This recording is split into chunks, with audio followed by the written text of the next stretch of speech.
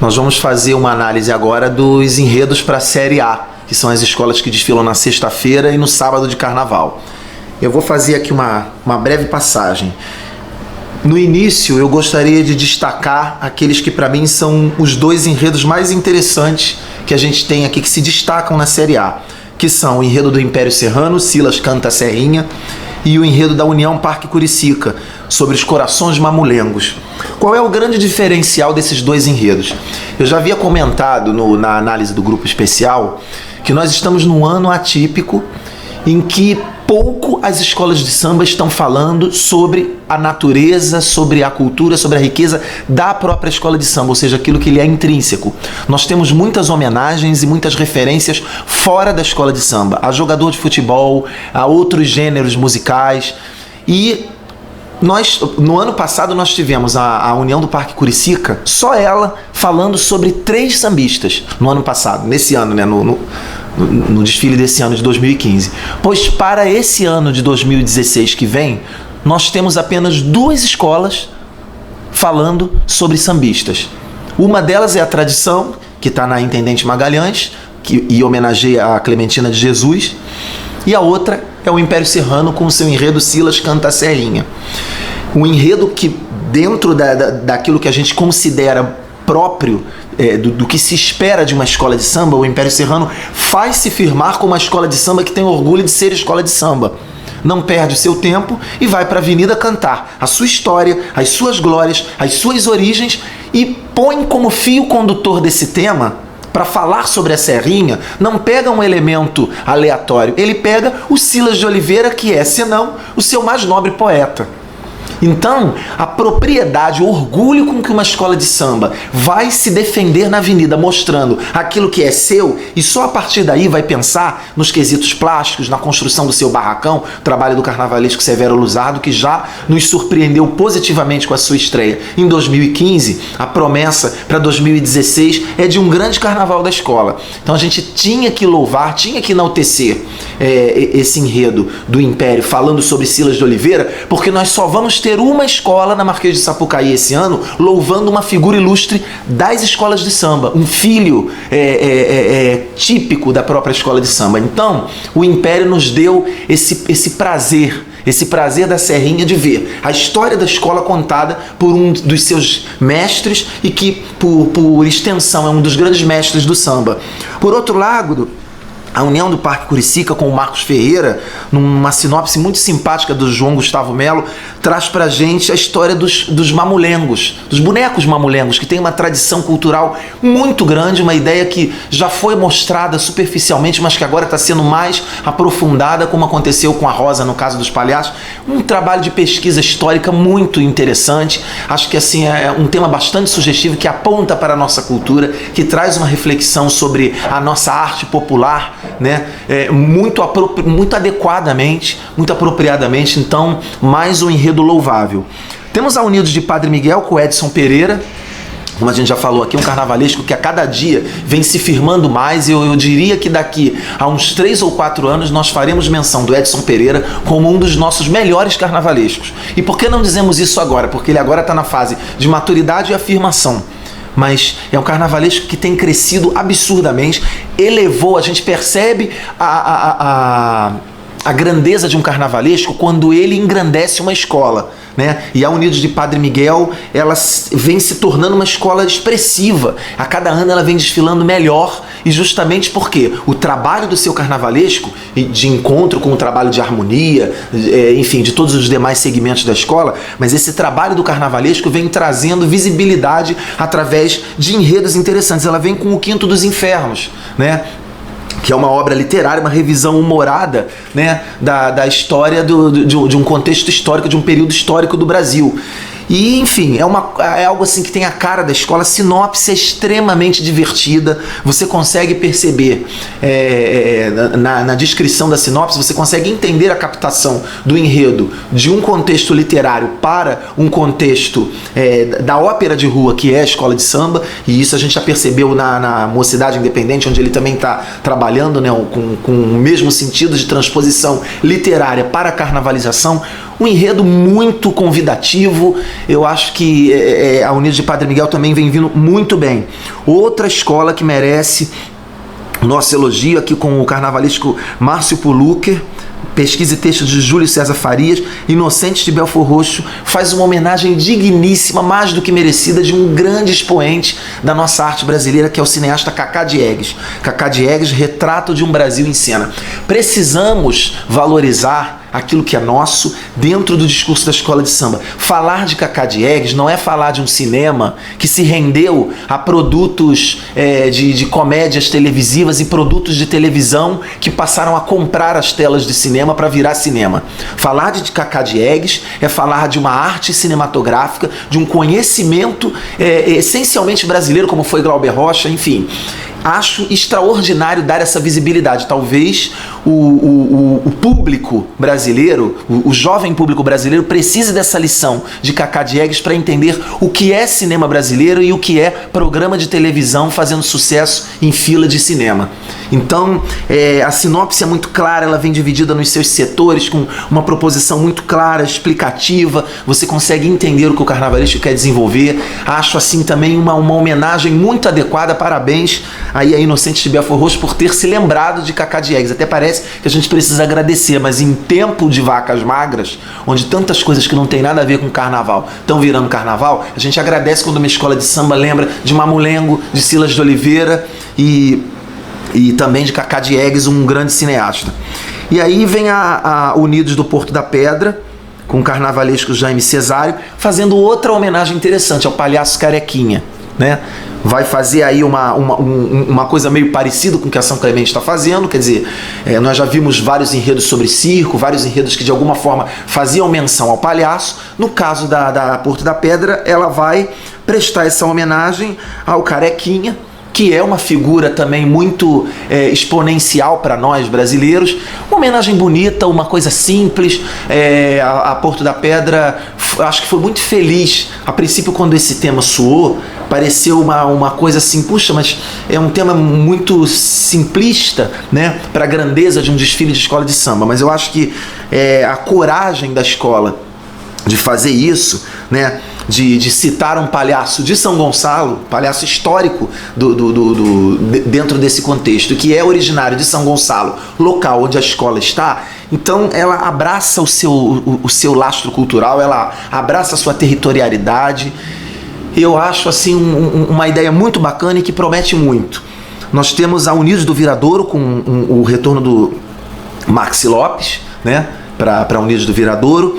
E, como não poderia deixar de ser, o Mago das Cores vem com um enredo de peso, um enredo muito forte, que é o Alabê de Jerusalém, a saga de Ogundaná, né?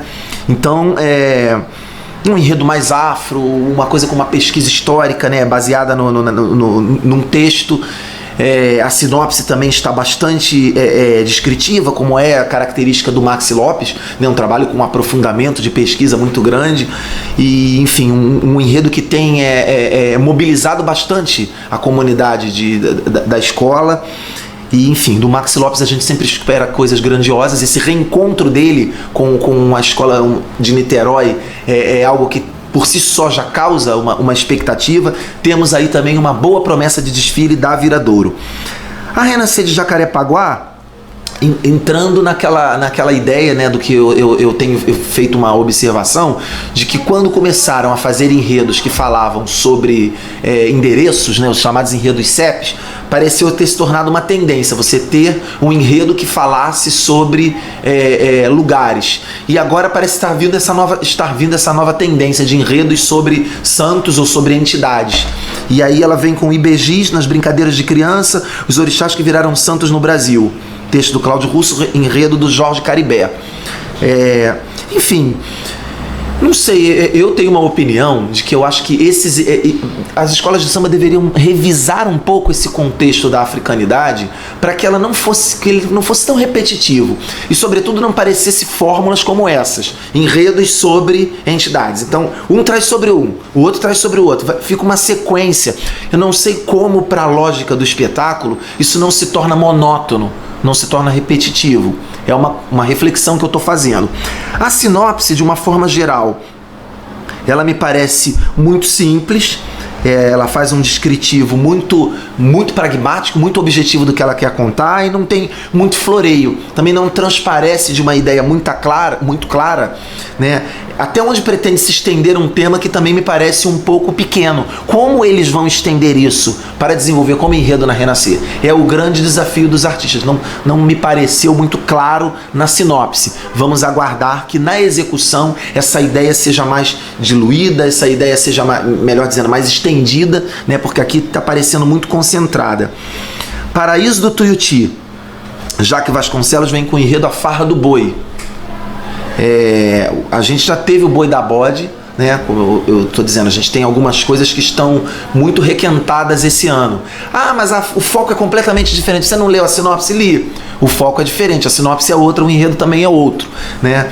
Não traz assim um lampejo tão mais criativo do que aquilo que se poderia esperar do tema. Mais uma vez, né, eu acho que esse enredo está naquele grupo dos enredos que provavelmente nos surpreenderão na execução, na plasticidade. Na sinopse, nem tanto, né? Está bem desenvolvido, está bem apresentada, mas não nos parece trazer grandes inovações. Império da Tijuca, um enredo bastante meritocrático com a figura de um dos nossos maiores atores, José Wilker. O tempo ruge, a Sapucaí é grande e o Império aplaude o fenomenal, fazendo um trocadilho, né, com as palavras de um personagem do José Wilker que se popularizou, né, dentro de uma novela de televisão que ele fez. Um enredo muito bem adequado à proposta do Júnior Pernambucano, que vem fazendo trabalhos belíssimos no Império da Tijuca, diga-se de passagem, já se falou sobre isso, eu escrevi um texto bastante extenso na época, o Império da Tijuca, injustamente rebaixado com o trabalho que ele havia feito já com o Júnior Pernambucano quando subiu. Então, assim, a escola que vem se cuidando, vem apresentando desfiles cada vez melhores, a escola está muito bem, está com um aparato, né, como a gente fala de carnaval, uma estrutura muito boa, e essa homenagem ao José Wilker é uma homenagem muito simpática, né? Vem falando sobre os grandes personagens da carreira dele, e interessante que a gente está falando de um personagem que não é ligado ao samba, mas que está ligado à cultura brasileira, assim como o Cacá Diegues, como um cineasta. Então, esse tipo de menção, ele é sempre interessante, né? Uma homenagem a uma figura que é relevante para a cultura brasileira de uma maneira geral. Acadêmicos do Cubango, que está estreando aí o carnavalesco Cid Carvalho, tem aqui um trabalho de pesquisa e texto do Marcos Rosa. Eu acho assim uma coisa um pouco confusa. Um banho de mar à fantasia, né? O título não evidencia de imediato a proposição do enredo, que me parece estar ligada à questão da água, né?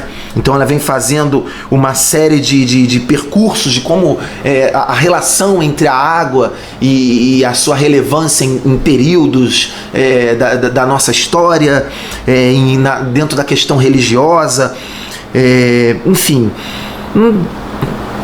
Tem alguma coisa aqui que não ficou muito claro. Me parece ter um conjunto de ideias, né, muito grandes que não estão tão bem esclarecidas dentro da proposição da sinopse. Precisamos aguardar a execução prática, né, para compreender melhor o que virá a ser esse enredo. Nós temos a Caprichosos de Pilares, que assim é um momento que a gente tem que fazer aqui uma reflexão. A Caprichosa de Pilares resolveu prestar uma homenagem ao jogador Petkovic. Me parece que é um enredo financiado pelo próprio homenageado, né? O que eu não considero algo positivo. Nós, assim, mais uma vez a gente está aqui falando, precisamos refletir sobre algumas questões. Talvez não seja a minha opinião, não é? Mas o crítico acha isso, é um problema dele, é um problema meu. Eu acho que, assim, a nossa função como críticos não é dar a nossa opinião como quem gosta ou deixa de gostar de uma escola, é propor uma reflexão genérica sobre as questões. Então, assim, nós temos um jogador de futebol que nem brasileiro que aqui no Brasil se celebrizou como o herói de um gol, e nós damos o enredo de uma escola de samba com uma grandeza da Caprichosa de Pilares. Mas aí a gente precisa fazer um trabalho que adeque isso. Então o que a gente faz? O homenageado é um dos financiadores desse enredo, não sei ao certo, foi a informação que me chegou. Prefiro que a escola homenageie alguém do que alguém pague para ser homenageado. Se isso continuar acontecendo, a escola de samba vai virar um outdoor, onde as pessoas podem chegar e alugar um espaço para se autopromoverem. Essa é uma questão que eu acho capciosa já dentro desse contexto.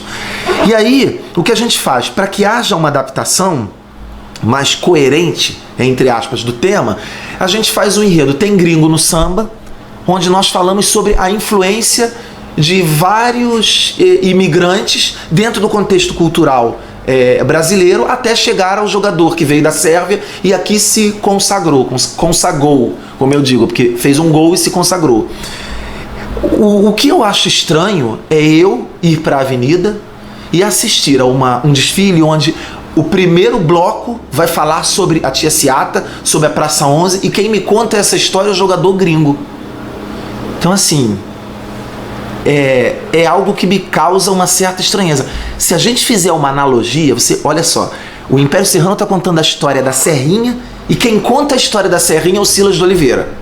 Aí a Caprichosos de Pilares vai me contar no seu primeiro bloco a história do samba, e quem me conta a história do samba é um jogador da Sérvia. Não sei até que ponto essa coisa parece muito adequada. Se a gente que comenta o carnaval se negar a dizer isso, quem é que vai dizer? Eu não posso esperar que lá no Rock in Rio alguém pegue um microfone para fazer esse tipo de comentário. Tem que ser a gente que é do samba. Então, eu acho assim, vamos aos méritos, eu acho extremamente louvável que o carnavalesco e o departamento cultural da escola tentem desenvolver alguma coisa que desconstrua essa ideia, que talvez por uma debilidade financeira que todas as escolas estão passando, né? Essa ideia de que você tem que ter um patrocínio. O que a gente pode fazer para botar um carnaval na avenida é necessário. O que está acontecendo? As cabeças pensantes do carnaval precisam refletir sobre isso, levando as escolas a fazerem esse tipo de coisa. Mas, no meu entendimento, por mais que essa maquiagem esteja bonita, o conteúdo dela me constrange um pouco, né? Então, não sei, nós estamos homenageando um jogador estrangeiro, volto a dizer, que não fez uma história propriamente dita dentro do futebol brasileiro, com tantos jogadores de futebol pelo menos construindo história, e eu não sou favorável, já digo isso, a enredo sobre jogador de futebol nenhum. Eu sou Jamelão Futebol Clube, nunca vi jogador da volta olímpica com bandeira de escola de samba, nunca vi piloto de Fórmula 1 ganhar corrida com bandeira de escola de samba. Então, deixe eles defenderem a parte deles e a gente defende a nossa, né? Enfim, mas acho que a Caprichosos de Pilares é uma escola que tem um chão maravilhoso, que tem uma comunidade que compra uma briga, e assim, nada está descartável com relação à escola fazer um grande desfile, ao carnavalesco fazer um belo trabalho, mas assim, não posso deixar de manifestar em particular esse meu ressentimento, com todo o respeito e carinho que eu tenho, e os amigos que estão na Caprichosos sabem, tem muitos amigos lá, né? Mas enfim, isso tem que ser dito para uma reflexão. A Alegria da Zona Sul vem com mais um desses enredos que seguem a linha, né? Oxum, São Jorge, Ibeji, Ogum. Essa lista promete não acabar tão cedo, porque o que nós temos de santo católico e entidade não acaba nunca. Então, assim, até que ponto a gente pode entender que essas histórias, ainda que sejam bem contadas, ainda que sejam bem desenvolvidas, de fato envolverão o público, mobilizarão o público. Ok, existe um contexto que a escola de samba se relaciona bem com os temas africanos, vamos ver como eles vão desenvolver isso.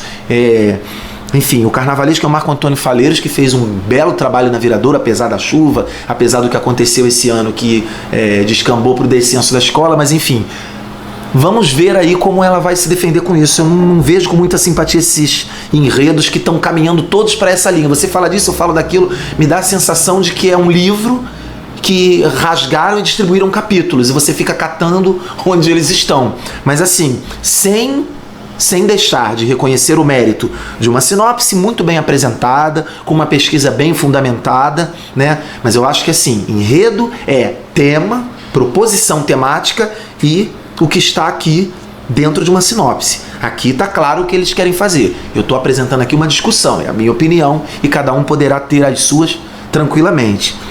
Chegamos na Acadêmicos de Santa Cruz, com Lucas Pinto e Ilane Santana, com mais um enredo, que é o que eu tenho dito aqui, né?